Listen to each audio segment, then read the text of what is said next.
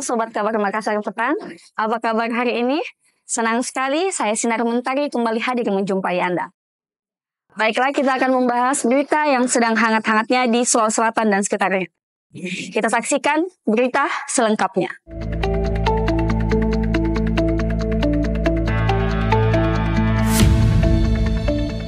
Ikatan Teknik Unhas Hasanuddin membentuk halal bihalal dan merencanakan untuk membentuk pusat penelitian nikel. Ikatan Alumni Teknik Unhas akan menggelar acara halal bihalal yang akan dimeriahkan dengan berbagai lomba dan melibatkan mahasiswa dari berbagai program studi yang dijadwalkan berlangsung pada tanggal 5 April 2025 mendatang.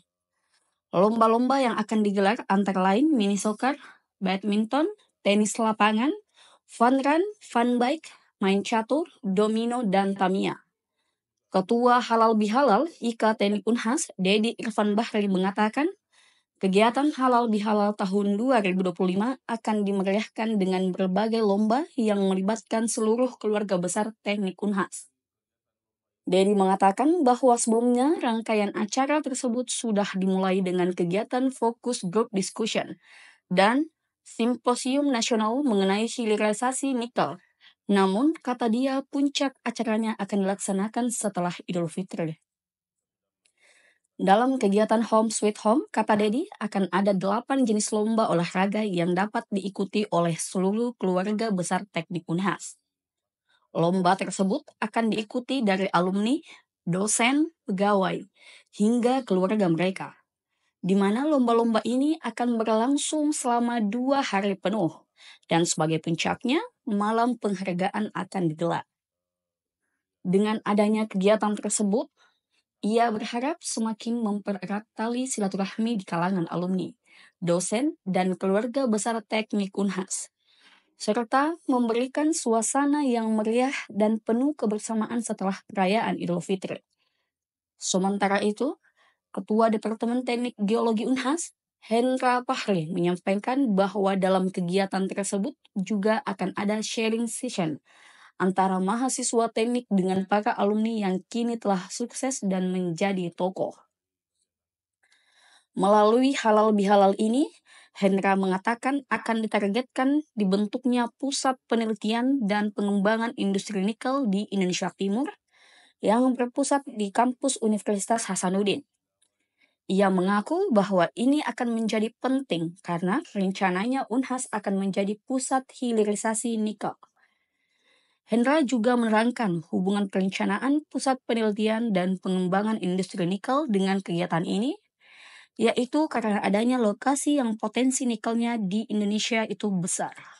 Dinas Perindustrian dan Perdagangan di Sulawesi Selatan sebut minyak kita kemasan bantal sesuai dengan takaran. Dinas Perindustrian dan Perdagangan atau Disperindak Provinsi Sulawesi Selatan gerak cepat menindaklanjuti dugaan minyak goreng yang dijual tidak sesuai takaran. Diketahui, pihak Disperindak turun langsung ke lapangan untuk melakukan uji coba di distributor. Kepala Dinas Perindustrian dan Perdagangan Sulawesi Selatan, Ahmadi Akil, menyampaikan jika terdapat 2 distributor yang dikunjungi. Lebih jauh, ia menyebut jika minyak dalam kemasan bantal setelah dilakukan uji coba, jumlahnya sesuai dengan takaran. Artinya, konsumen membeli barang tersebut dengan jumlah yang sesuai dengan takaran yang tertera pada kemasan. Ahmadi Akil menyatakan dengan uji coba yang dilakukan, maka bisa dipastikan jika kemasan bantal dan standing pouch dari minyak kita keduanya sesuai dengan takaran. Terkait dengan dugaan minyak kita yang tidak sesuai dengan takaran, kata Ahmadi, ditemukan oleh Menteri Pertanian Andi Amran Sulaiman pada kemasan botol. Sebelumnya diberitakan, Menteri Pertanian Andi Amran Sulaiman baru-baru ini menemukan kecurangan terkait isi minyak kita yang tidak sesuai dengan takaran beredar di masyarakat. Kecurangan itu ditemukan saat Mentan melakukan inspeksi mendadak atau sidak di Pasar Jaya Lenteng Agung, Jakarta. Diketahui, minyak kita kemasan yang seharusnya berisi 1 liter dipangkas sehingga memiliki volume di 750 dan 800 ml. Hal tersebut menimbulkan keresahan di kalangan masyarakat, tidak terkecuali di Sulawesi Selatan. Terlebih minyak kita menjadi salah satu komoditi yang sering dijumpai di pasar tradisional maupun supermarket yang acap kali ditemukan oleh masyarakat. Menanggapi hal tersebut, Kepala Dinas Perindustrian dan Perdagangan Sulawesi Selatan, Ahmadi Akil menegaskan saat ini di Sulawesi Selatan belum ditemukan pengurangan isi kemasan minyak goreng tersebut. Ia menyampaikan bahwa pihaknya akan terus berkomitmen untuk memastikan seluruh masyarakat mendapat haknya atas barang yang dibelinya. Lebih jauh, ia mengatakan, sebelum dilaksanakan kunjungan lapangan, terlebih dahulu harus dilaporkan ke pimpinan tertinggi, yakni Gubernur Sulawesi Selatan terkait petunjuk dan arahan tentang temuan minyak goreng yang tidak sesuai dengan takaran tersebut. Ia menuturkan pihaknya akan terus mengawal hal ini sembari melihat perkembangan selama 1 sampai dengan 2 hari ke depan. Ahmadi Akil menekankan pengawasan ketat akan dilakukan di distributor juga pasar modern. Apabila didapatkan temuan terkait, maka pihak produsen dapat dipanggil untuk melakukan klarifikasi terkait hal tersebut. Pemprov bahas tentang tarif angkutan umum di Sulawesi Selatan. Aplikator diminta untuk patuhi SK Gubernur. Perwakilan dari aliansi Dobrak, driver online bersatu bergerak, serta aplikator diundang oleh pemerintah Provinsi Sulawesi Selatan untuk membahas implementasi tarif angkutan sewa khusus atau ASK sesuai dengan SK Gubernur Sulawesi Selatan nomor 2559 tahun 2022. Pertemuan tersebut dilaksanakan di kantor Gubernur Sulawesi Selatan pada hari Jumat tanggal 14 Maret 2025. Kegiatan itu juga dihadiri oleh Kapolrestabes Makassar Kombes Pol Arya Perdana, Kepala Dinas Perhubungan Sulawesi Selatan Andi Erwin Terwo, dan Kepala Diskominfo SP Sulawesi Selatan Andi Winarno Eka Putra. Diketahui, terdapat 3 aplikator dalam pertemuan tersebut, di antaranya dari pihak Grab, Gojek, serta Maxim. Perwakilan aliansi Dobrak, Burhanuddin Nur berharap agar adanya pertemuan ini membuahkan hasil yang positif, terkhususnya bagi teman-teman driver online. Sekretaris Provinsi Sulawesi Selatan, Jufri Rahman, mengatakan, dalam pertemuan itu dibahas terkait aturan batas atas dan batas bawah.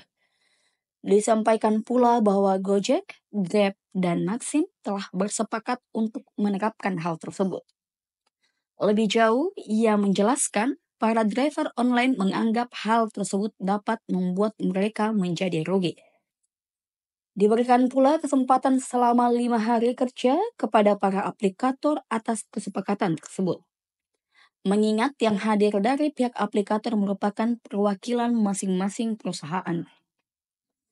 Diketahui, kesepakatan hasil pertemuan rapat implementasi SK Gubernur Sulawesi Selatan nomor 2559 12 tahun 2022 pada hari Jumat tanggal 14 bulan Maret tahun 2025 telah dilakukan pertemuan di ruang rapat Beruga Lounge Kantor Gubernur Provinsi Sulawesi Selatan dengan hasil sebagai berikut. Yang pertama, kesepakatan bersama pihak aplikator Grab, Gojek, dan Maxim dan perwakilan driver untuk melaksanakan SK Gubernur Sulawesi Selatan, di mana nomor 2559 12 tahun 2022 tentang penerapan tarif angkutan sewa khusus wilayah Provinsi Sulawesi Selatan, terhitung mulai tanggal 19 Maret 2025 pukul 23.59 waktu Indonesia Tengah. Yang kedua, masyarakat atau kelompok masyarakat melaporkan ke Komisi Pengawasan Persaingan Usaha atau KPPU apabila pihak aplikator melanggar SK Gubernur Sulawesi Selatan nomor 2559 12 tahun 2022. Yang ketiga, biaya jasa aplikasi ditambahkan di luar besaran tarif yang sudah ditetapkan dalam SK Gubernur Sulawesi Selatan, di mana ada tarif batas 7.485,84 per kilometer dan tarif batas bawah di 5.444,24 per kilometer. Yang keempat, berdasarkan SK Gubernur Sulawesi Selatan nomor 2559 12 tahun 2022, perusahaan aplikator dan perusahaan angkutan sewa khusus memberlakukan tarif batas atas untuk 2 km pertama. Selanjutnya berlaku tarif paling tinggi sebesar tarif batas atas per kilometer dan paling rendah sebesar tarif batas bawah per kilometer. Dan yang kelima, bila mana pihak aplikator tidak menerapkan SK Gubernur Sulawesi Selatan nomor 2559 12 tahun 2022, maka akan dikenakan sanksi sesuai peraturan perundang-undangan. Dan sebelumnya diberitakan, ratusan traffic online yang tergabung dalam aliansi Dobrak menggelar aksi unjuk rasa di depan kantor Gubernur Sulawesi Selatan pada hari Rabu tanggal 12 Maret 2025. Kabar Ramadan Creative Fest gelar lomba live mural wadahi seni anak muda di Makassar. Kabar Ramadan Creative Fest yang digelar oleh kabarmakassar.com sukses menggelar berbagai lomba kreatif. Salah satunya lomba live mural yang berlangsung di Hanggar Talak Salapang, Makassar pada hari Sabtu tanggal 15 Maret 2025. Dalam kegiatan yang penuh kreativitas ini menghadirkan juri dari berbagai profesi yang juga merupakan penikmat seni, di antaranya Dali Mosardi dari White House dan Chang Stein dari Rumah Kreatif A7R serta tim dari kabarmakassar.com. Direktur Kabar Makassar, Hajriana Ashadi, mengatakan bahwa kegiatan ini merupakan dukungan untuk para anak muda di Makassar dalam mengisi waktu luang di bulan suci Ramadan. Dalam lomba live mural ini, peserta diberikan tema kuliner dan musik, sehingga para peserta bisa memilih tema dari mural yang ia akan buat nantinya. Kuliner dan musik, di sini ada perempuan yang merupakan penikmat musik. Kegiatan ini sangat positif, apalagi di bulan Ramadan mengisi waktu luang, kata salah satu peserta lomba live mural yang bernama Safira. Safira mengaku bahwa ini pertama kalinya dia mengikuti lomba mural, sehingga ia berharap kegiatan mural di Kota Makassar ini dapat terus ada untuk menambah kreativitas anak muda di Kota Makassar. Dan diketahui, lomba live mural yang digelar oleh kabarmakassar.com ini sebagai wadah anak muda di Kota Makassar dalam mengisi waktu di bulan suci Ramadan dengan sebagai seni mural. Antusiasme tinggi, workshop Eco Printing Kabar Ramadan Creative Fest tuai berbagai respon positif. Baiklah Sobat Kabar Makassar Petang, berita ini sekaligus mengakhiri perjumpaan kita pada edisi hari ini. Saksikan terus Kabar Makassar Petang setiap hari Senin sampai dengan hari Jumat. Saya Sinar Mentari dan kru yang sedang bertugas pamit undur diri. Workshop Eco Printing di Kabar Ramadan Creative Fest yang digelar oleh kabarmakassar.com mendapatkan berbagai respon positif dari warga yang turut mengikuti kegiatan tersebut. Diketahui, Eco Printing merupakan sebuah seni batik yang dibuat dengan cara mencetaknya dengan bahan-bahan yang terdapat di alam sekitar, seperti dedaunan dan bunga. Kegiatan yang digelar di Hanggar Talak Salapang pada hari Sabtu tanggal 15 Maret 2025 kemarin itu menghadirkan belasan peserta dari berbagai kampus dan komunitas. Meski pertama kali membuat seni eco-printing, Reski mengaku bahwa sangat menyukai seni eco-printing ini, sehingga menjadi alasannya untuk mengikuti lomba tersebut.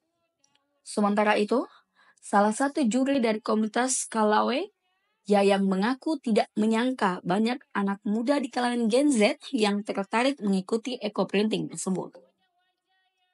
Yayang menerangkan bahwa di tengah gempuran gadget yang sangat dominan di kehidupan kalangan Gen Z ini, mereka mau meluangkan kegiatan yang sangat positif dan mempelajari terkait kolaborasi seni dan alam.